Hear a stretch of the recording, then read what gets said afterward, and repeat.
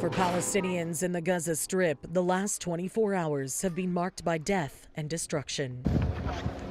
Dozens in Gaza's Deir al-Balah waking up Saturday morning to survey the damage left behind by a barrage of Israeli missiles sent through the overnight hours.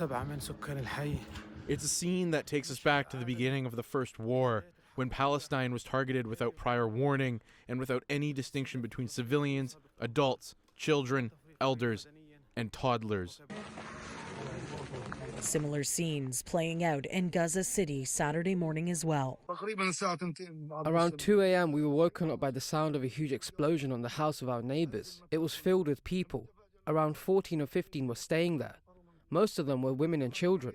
They are all civilians. According to Gaza's health ministry, at least 30 people were killed by Israeli strikes across the Gaza Strip on Saturday alone.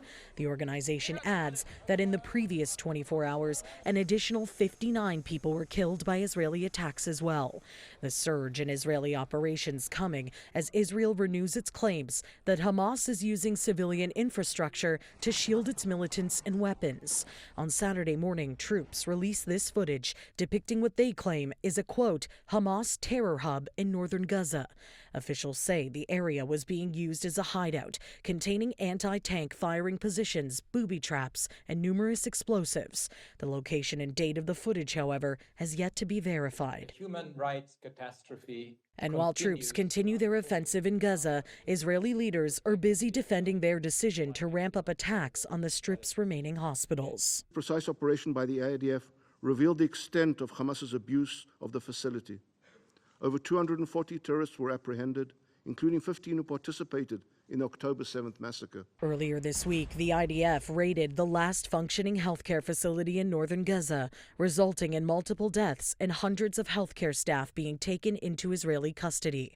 The move is now being heavily questioned by the UN Commissioner for Human Rights. In most instances, Israel alleges that the hospitals were being improperly used for military purposes by Palestinian armed groups. Israel has not provided sufficient information to substantiate many of these claims, which are often vague and broad. In some cases, they appear to be contradicted by publicly available information. The High Commissioner has called for an independent investigation into all Israeli attacks on hospitals, healthcare infrastructure, and medical personnel.